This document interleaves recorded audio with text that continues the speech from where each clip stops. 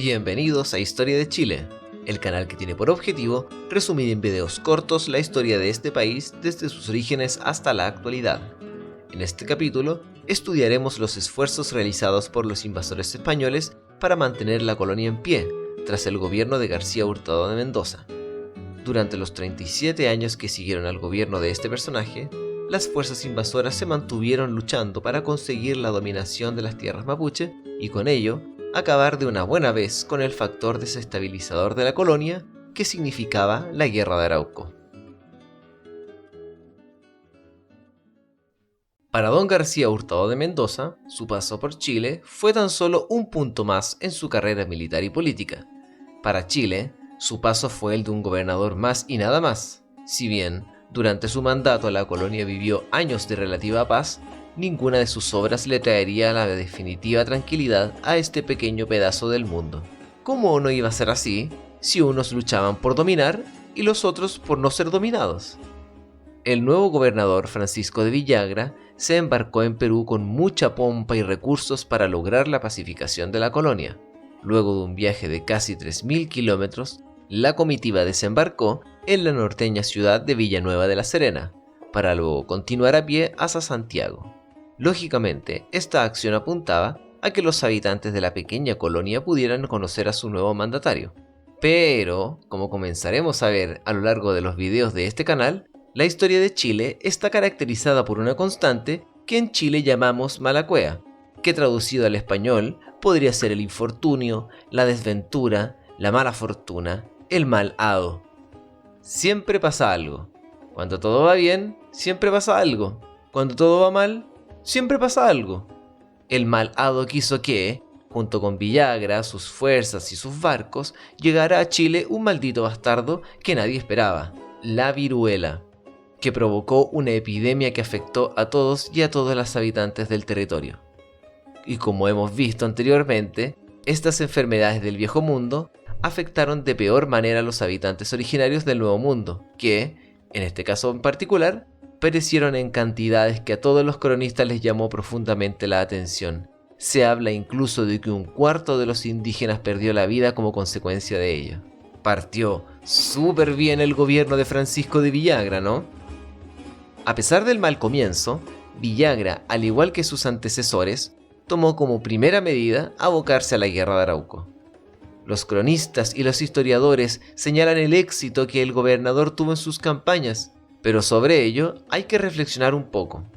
A ver, ¿qué entendemos por éxito? ¿Aplastar a las fuerzas indígenas en la mayoría de los enfrentamientos? Bueno, sí. Pero, ¿de qué éxito me hablan? Si el objetivo estratégico era someter definitivamente a los mapuche, y aquel no había sido alcanzado por ningún gobernador. Bueno, entonces no. Pero, ¿qué más podemos decir del gobierno de Francisco de Villagra?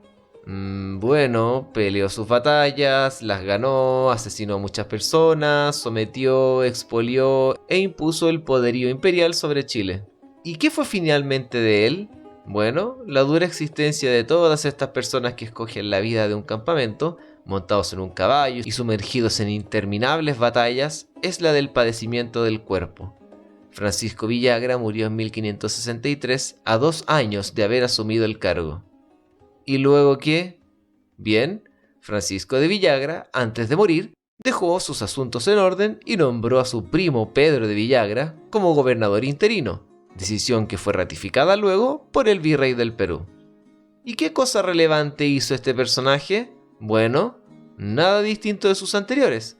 Continuó porfiadamente tratando de dominar una tierra que no les pertenecía a los invasores, libró batallas, las ganó, pero como señalamos anteriormente, no cumplió con el objetivo último, que era la dominación de los mapuche y el fin de la Guerra de Arauco. ¿Y qué fue finalmente de aquel? Bien, fue reemplazado en 1565, al igual que un zapato viejo, por uno de los compañeros de Pedro de Valdivia, Rodrigo de Quiroga. ¿Y luego qué? Bueno, Rodrigo de Quiroga asumió su puesto de gobernador. ¿Y qué cosa relevante hizo este personaje? Bien, nada distinto de los anteriores. Continuó porfiadamente tratando de dominar una tierra que no les pertenecía a los invasores, libró batallas, las ganó, pero como señalamos anteriormente, no cumplió con el objetivo último, que era la dominación de los mapuches y el fin de la Guerra de Arauco. Pero sí cabe señalar algo original entre todo este eterno déjà vu conquistador. El nuevo gobernador comisionó a Martín Ruiz de Gamboa que poblara una enorme isla que en viajes náuticos anteriores los españoles habían descubierto hacia el sur, que en lengua mapuzungún era denominada Chilhue, y que traducida al castellano quiere decir tierra de cheyes, que son unos gaviotines muy comunes en esa zona. Con el tiempo, esta tierra sería llamada Chiloé, uno de los lugares con uno de los bagajes culturales más ricos de Chile. Y bien, ¿qué fue realmente del gobernador Rodrigo de Quiroga? Bueno, fue reemplazado en 1568 por un nuevo organismo de administración política designado por Su Majestad y el Consejo de Indias. A los oídos del rey Felipe II y del Consejo de Indias llegaron las noticias de cómo estaban siendo manejadas las cosas en Chile, la inestabilidad política, la guerra sin fin, los esfuerzos inútiles por someter a los mapuche, los abusos cometidos en contra de los habitantes originarios y la falta de cumplimiento a las leyes de Indias. Fue así que se determinó el establecimiento de una Real Audiencia en Concepción, que reemplazaría en sus funciones políticas al gobernador Rodrigo de Quiroga y se haría cargo de la administración de la colonia, estando a la cabeza de esta institución el jurista Melchor Bravo de Saravia con el título de Presidente de la Audiencia y Gobernador de Chile. ¿Y qué cosa relevante hizo este personaje? Bien, nada distinto de los anteriores. Continuó porfiadamente tratando de dominar una tierra que no les pertenecía a los invasores, ordenó a sus generales que libraran batallas y muchas de ellos fueron un completo desastre. Como podemos ver, tampoco cumplió con el objetivo último, que era la dominación de los mapuche y el fin de la Guerra de Arauco. Adicionalmente, y como señalamos antes, este maravilloso país llamado Chile siempre tiene la capacidad de sorprenderte, por muy bien o muy mal que le estén resultando las cosas. Y así ocurrió el 8 de febrero de 1570, cuando don Melchor no llevaba ni 2 años en el cargo. La litósfera del territorio hizo algo que suele hacer recurrentemente, y así los invasores pudieron vivir un movimiento sísmico que destruyó casi por completo la ciudad de Concepción. Y no solo eso, pues el consecuente maremoto arrasó con las ruinas que quedaban. E incluso los mapuche, viendo la miserable situación en la que quedaron sus opresores, intentaron un ataque a los supervivientes. Pero, ¿qué fue finalmente de don Melchor? Bien, Su Majestad Felipe II, escuchando atentamente todas las cosas que sucedían en este miserable pedazo de su imperio el fin del mundo, decidió ordenar que los miembros de la Real Audiencia retornaran a España para que les informaran de cuánto se había hecho y los resultados que habían obtenido. Y en su reemplazo, en 1575, reestableció en el cargo a don Rodrigo de Quiroga. Sí, al mismo que habían sacado para experimentar con una nueva forma de gobierno. ¿Y luego qué? Bueno, Rodrigo de Quiroga asumió su puesto de gobernador. ¿Y qué cosa relevante hizo este personaje? Bien, nada distinto de los anteriores. Continuó porfiadamente tratando de dominar una tierra que no les pertenecía a los invasores, libró batallas, algunas las ganó, pero como señalamos anteriormente, no cumplió con el objetivo último, que era la dominación de los mapuche y el fin de la Guerra de Arauco. Pero hay más. Recuerden que Chile es una caja de sorpresas, sobre todo en lo que se refiere a desastres naturales. Cuando Rodrigo de Quiroga no llevaba ni 2 meses en el cargo, sucedió en marzo y en la mismísima capital de Santiago un sismo de intensidad considerable que dejó un saldo de unos cuantos edificios destruidos y varias decenas de muertos. Pero eso no es todo. En diciembre del mismo año, un movimiento telúrico de mayor intensidad destruyó las ciudades de La Imperial, Villarrica, Valdivia y Osorno. En esos tiempos no existían instrumentos de medición sísmica, pero los cronistas hablaban de una mayor violencia y destrucción de lo ocurrido en Santiago a comienzos de año. Ah, y no olvidemos el consecuente tsunami que siguió a este terremoto.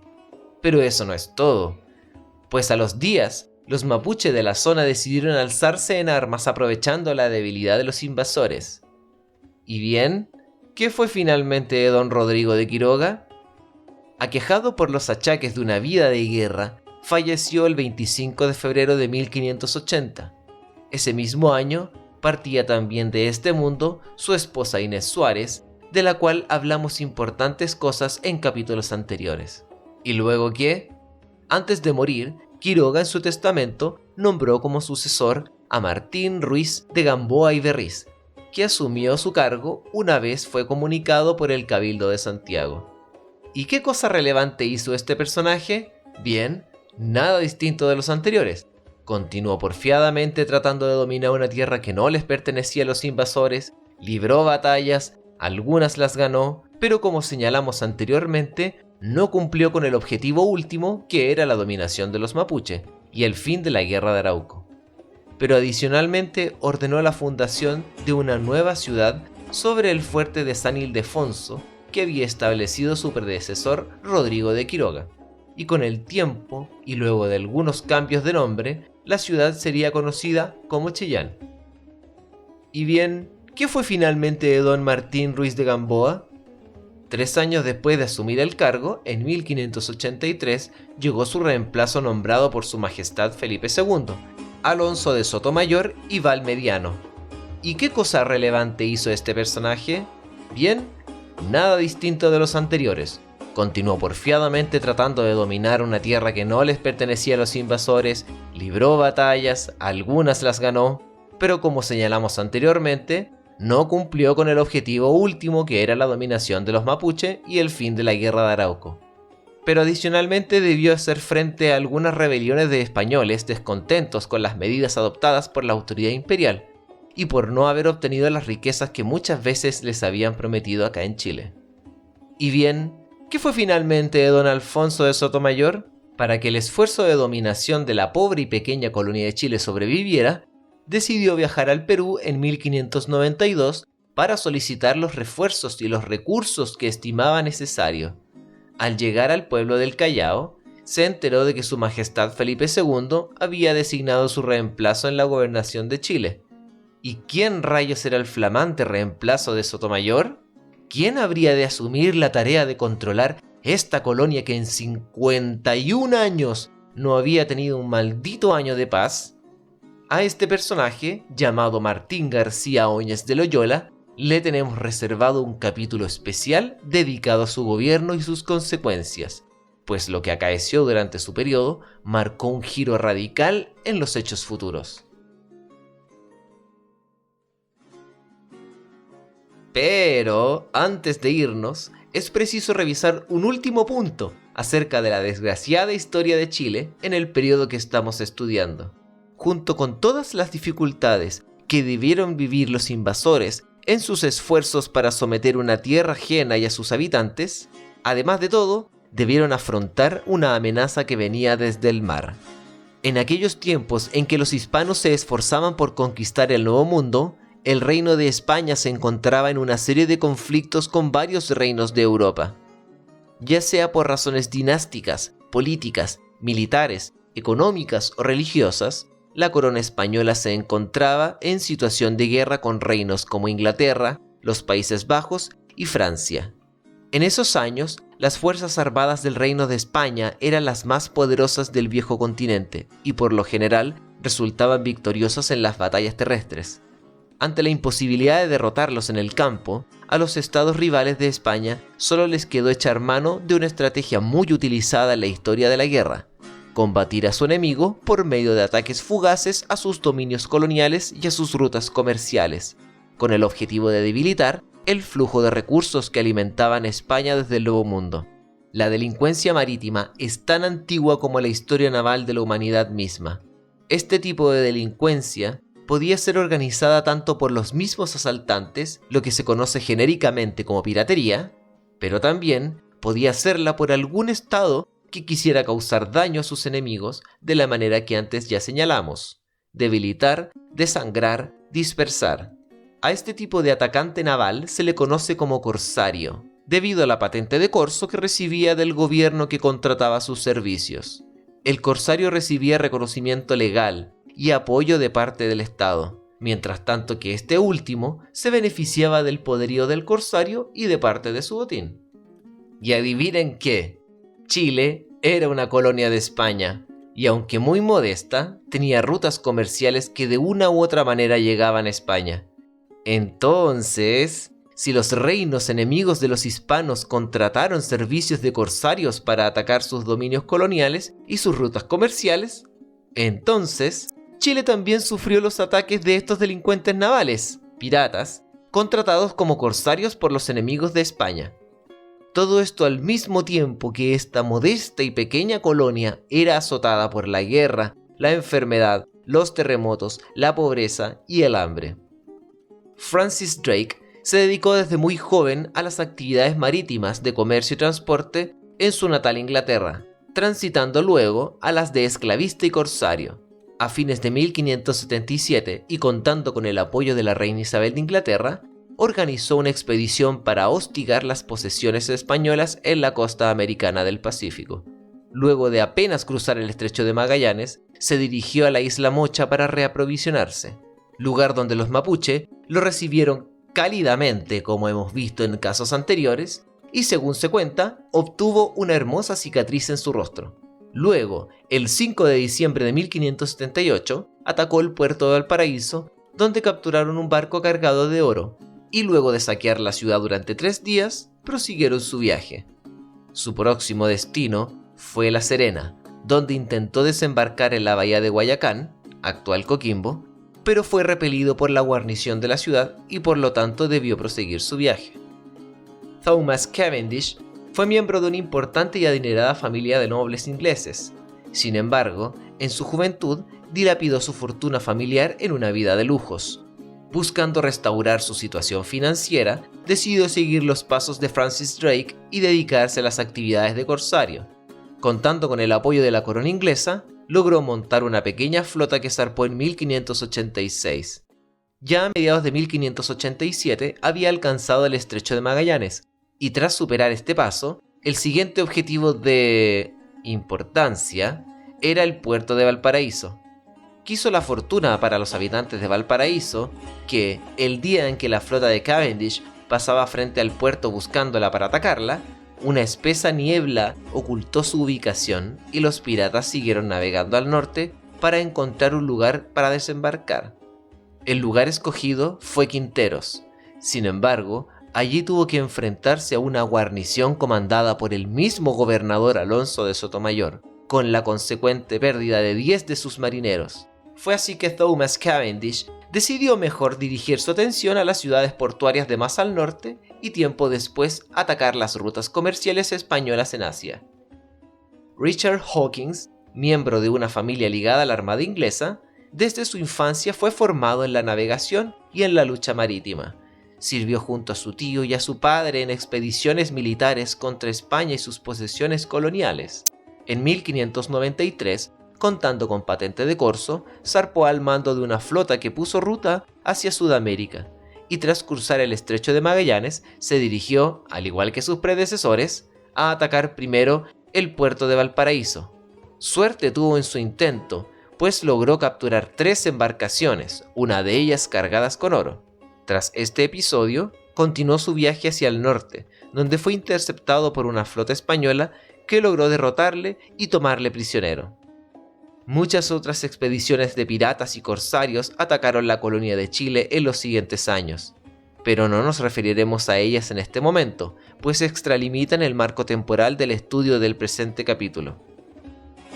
Como podemos ver, la situación de Chile a fines del siglo XVI era realmente un infierno para los invasores hispanos, los cuales debieron lidiar con la lucha por la dominación de los pueblos indígenas libres, con el hecho de que esta colonia no era rica en metales preciosos, con los recurrentes desastres naturales y, como si lo anterior no fuera suficiente, también con los ataques de piratas y corsarios en sus costas.